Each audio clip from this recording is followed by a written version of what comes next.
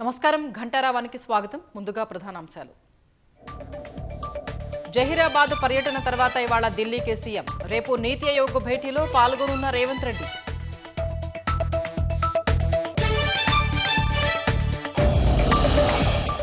భక్తులతో కిటకిటలాడుతున్న సరస్వతి పుష్కర ఘాట్లు. శివనామస్మరణతో మారుమోగుతున్న ముక్తీశ్వర ఆలయం.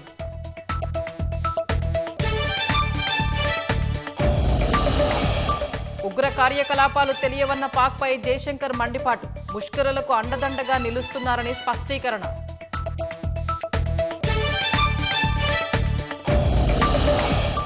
రాజీనామా యోచనలో బంగ్లాదేశ్ తాత్కాలిక చీఫ్ యూనస్. రాజకీయ పార్టీల వైఖరితో విసిగిపోయినట్లు సమాచారం.